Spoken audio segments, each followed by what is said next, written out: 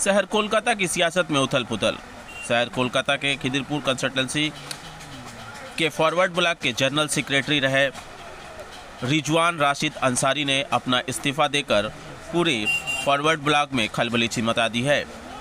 रिजवान राशिद अंसारी जो पिछले 12 साल से फॉरवर्ड ब्लॉक से जुड़े रहे, पिछले दिनों ही फॉरवर्ड ब्लॉक ने उन्हें all India youth league committee में एक ओहदे पर फायज किया था। फिर भी रिजवान राशिद अंसारी ने अपना इस्तीफा मेल के जरिए फॉरवर्ड ब्लॉक को दे दिया। आइए देख लेते हैं पूरी रिपोर्ट। उनसे बात कर क्या कुछ कहा उन्होंने अपने प्रेस कॉन्फ्रेंस में इस इस्तीफे को लेकर। के साथ पार्टी कर रहा था ऑल इंडिया फॉरवर्ड ब्लॉक, बड़े भाई लोग थे, वो लोग इधर उधर कहीं भी दूसरे पार्टी में जब चले गए तो पार्टी का कोई वजूद ही नहीं रहा, तो फिर मैं अकेला पार्टी करके क्या करता। तो इसलिए मैंने एक ही चीज़ सोचा कि अब मैं पार्टी ही नहीं करूँगा, मैं सोशल काम करता था, करता हूँ, करता रहूँगा, ये अच्छा है मेरे लिए। क्या टीएमसी पार्टी की तरफ से कुछ ऑफर आ रहे हैं, क्योंकि चुनाव बहुत करीब है 2024 का? नहीं, अल्लाह का रहम करम से ऐसा कोई बात नहीं है। हम शुरू से आप लोगों ने देखा होगा, कोविड से पहले भी, कोविड में भी और उससे पहले भी मैंने बहुत से काम किए हैं। और अभी भी मैं चाहता हूं कि गरीब का अगर कोई मसला हो या कोई अगर तकलीफ़ हो, कोई मुसीबत हो, तो मैं आगे बढ़ चढ़ के करना चाहता हूं। उसमें हमको एक अलग सुकून मिलता है, वो सुकून पार्टी करके मुझे नहीं मिला अभी तक मैंने जिस पार्टी को किया उस पार्टी में मुझे सुकून नहीं मिला जी। टाइम दिया, वक्त दिया, हर कुछ दिया, लेकिन पार्टी से उनका आइडियोलॉजी में मेरा दिमाग अब मैच नहीं कर रहा।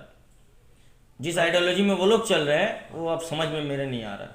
कहीं ऐसा तो नहीं 2021 में आपको पार्टी ने टिकट देने के बावजूद भी आपको पार्टी ने कहीं ऊपर से प्रेशर दिया, रिजवान भाई आप इलेक्शन ना लड़े, इसके वजह से कहीं आप आज ये डिसीजन ले रहे हैं? नहीं, देखिए मैं एक कैंडिडेट था और मैं 79 नंबर वार्ड से लड़ रहा था। पहले मेरा बेस था 77, तो महिला हो गया, तो उसमें मेरी वाइफ भी कैंडिडेट हो सकती थी, लेकिन इस वजह से मेरा खुद का रिलेटिव है उसमें भाभी, तो जब भाभी लड़ ली है तो मुझे लड़ के तो कोई फ़ायदा नहीं, एक ही घर का, वो भी एक ही गांव की है मेरे।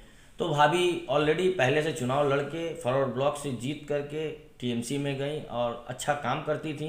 अब वो टीएमसी में है तो उनका ही जो सीट है तो उनका सीट लेना तो ठीक नहीं था। फिर 79 नंबर वार्ड में जब मैंने टिकट के लिए अप्लाई किया और मेरा सब कुछ रेडी हो गया तो सीपीएम वाले ने अपना जगह नहीं दिया, बोला ये हमारा सीट है, मैं फॉरवर्ड ब्लॉक को नहीं दे सकूँगा। तो इस वजह से मैं इंडिपेंडेंट लड़ता, मैं बोला नहीं लड़ूंगा। तो मैं 52 नंबर वार्ड पे मेरे एक बहन बोलिए उनके साथ मैं उनका इलेक्शन एजेंट बन के चले गया था। वार्ड से ही हम हट चुके थे, यहाँ से इलेक्शन में वार्ड में नहीं थे।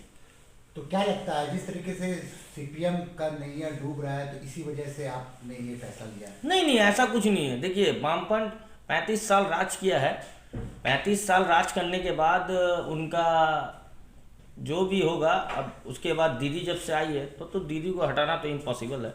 जिस तरह से दीदी काम कर रही है, दीदी का आइडियोलॉजी मुझे बहुत ही अच्छा लगा, इतना अच्छा लगा है कि देखिए दीदी कन्याश्री, रूपोश्री, जितना श्री सब दिए। किसी गरीब का शादी हो रहा है वो आपको पैसा मिल रहा है, लेफ्ट के टाइम में तो ये नहीं था। लेकिन आपका झुकाव टीएमसी की तरफ जा रहा है, क्योंकि आपने कहा कि हम सोशल वर्कर हैं, लेकिन अभी आपका झुकाव देखा जा रहा है आप टीएमसी की तरफ। नहीं, देखिए ऐसा क्यों है? ऐसा कुछ नहीं है, जो अच्छा काम करेगा मैं उसी का नाम लूंगा। कुछ दिनों पहले तो आप टीएमसी के खिलाफ थे। कब मैं खिलाफ था?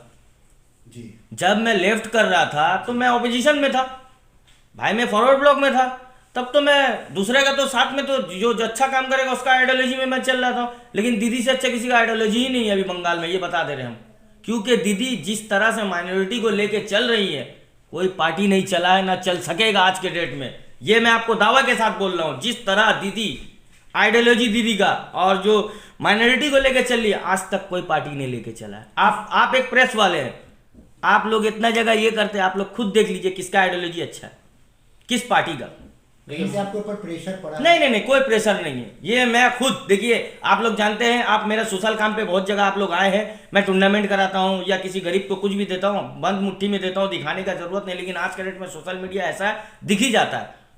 तो मैं ये किसी का प्रेशर नहीं, मेरा खुद का ये है कि मैं एक अच्छा काम करूँगा, मरने के बाद मुझे उस चीज़ में सुकून हो, किसी का दुआ मिले।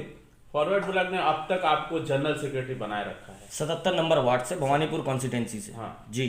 तो फिर भी आप उसको छोड़ के जा रहे हैं जबकि वो आपको पूरी तरह से सपोर्ट कर रही है। अच्छा, क्या सपोर्ट कर रही है बताइए? आपको अपने पोजीशन पे होल्ड रखा है अब तक। इस भैया पोजीशन को किसी और को देखिए, नहीं मैंने दिया। अभी आपको एक बताया ना कि इनका आइडियोलॉजी अब नहीं समझ में आ रहा मुझे फॉरवर्ड ब्लॉक का। इससे बढ़ के और कोई बात नहीं, ढका पर्दा में बता दिया, इनका आइडियोलॉजी मुझे नहीं समझ में आ रहा। इसकी वजह से आप हट रहे हैं। जी हाँ। आपने बताया कि दीदी ने माइनॉरिटी के लिए बहुत देखिए, सारा दीदी काम ने माइनॉरिटी के लिए कर रही हैं, करती थी। जब से 2011 से दीदी आई हैं, आप देखे होंगे गरीब लोग का शादी हो रहा है, पैसा मिल रहा है ना, लेफ्ट में मिला है। तो आप लोग को खुद समझना होगा माइनॉरिटी के लिए कौन सोच रहा है। मैं बंगाल में हूं तो मैं बंगाल का बात करूंगा। बंगाल में जो पार्टी अच्छा काम करेगा मैं उसके साथ हूं।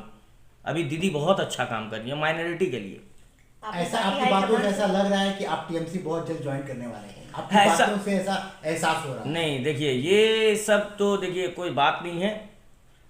अगर जब- आपको मौका मिले टीएमसी में ज्वाइन होने का तो क्या आप जिस तरीके से तारीफ कर रहे हैं तो क्या आप ज्वाइन देखिए इंशाल्लाह अगर वक्त रहा, अगर मुझे बुलाया जाएगा तो मैं जरूर। देखिए जो अच्छा काम करेगा मैं उनके साथ हूं। मैं तो खुले लफ्ज में बता रहा हूं ना, जो अच्छा काम करेगा मैं उनके साथ हूं। क्या आपको कोई पोस्ट चाहिए TMC नहीं में? नहीं, देखिए अल्लाह का रहमो करम से मैं अपने वालिद का नाम से ही जाना जाता हूँ, रशीद अहमद अंसारी वेलफेयर सोसाइटी दरियाबाद, जिससे मैं प्रोग्राम करता हूँ आज 12 साल से। जब मैं पार्टी में था तब भी, अब पार्टी में नहीं हूँ तब भी। मेरा तो बेस वही है, गरीबों का मसीहा। गरीब का काम करने से हमको सुकून मिलता है। जैसा मेरा वालिद का बोल के गए कि किसी का हेल्प करेंगे, मरने के बाद वही मेरा काम आएगा। वही सबसे बड़ा चीज़ है। जैसा कि आज आपने डिसीजन लिया पार्टी छोड़ने का, तो पार्टी के किसी बड़े अधिकारी मीडिया के द्वारा मैं अभी आप लोग को बता दे रहा हूं कि मैं जिस पोस्ट से होल्ड कर रहा था ऑल इंडिया फॉरवर्ड ब्लॉक से, मैं रिज़ाइन कर रहा हूं। और मैं उन्हें बाय पोस्ट बाय ईमेल उनको लेटर मैं आज रात तक भिजवा दूंगा। पोस्ट तो कल सुबह होगा, मेल आज ही चले जाएगा। इस प्रेस कॉन्फ्रेंस का कहीं ऐसा तो मोटिव नहीं है? कोई हो सकता है कि कोई पार्टी वालों ने आपके ऊपर दबाव दिया हो? नहीं नहीं नहीं नहीं, मैंने तो अभी खुले लफ्ज में कहा है, मुझे किसी तरह का दबाव नहीं है। मैं अपने मर्जी का मालिक हूँ, मैं खुद अपना डिसीजन ले सकता हूँ। मैं खुद से अपना डिसीजन ले रहा हूँ कि मुझे क्या करना है। मान लीजिए 2026 में आने वाला इलेक्शन है, वो अभी आपको हाई कमांड अगर फोन करके बोले आपको टिकट दिया जाएगा रिजवान भाई, आप पार्टी ना छोड़े, तब आप क्या करिए? कौन सा party? Forward block? Forward block. मैं उनका कैंडिडेट बन के लड़ूंगा भी नहीं कभी। एक बार लड़ने का सोचा था, अल्लाह ने चाहा अगर लड़ लेते तो अलग बात था, लेकिन इंशाअल्लाह ताला दोबारा उनके पार्टी से मैं नहीं लड़ूंगा। इंडिपेंडेंट लड़ना मंजूर कर लूंगा लेकिन उनके साथ नहीं लड़ूंगा, अगर मेरा दिल किया तो।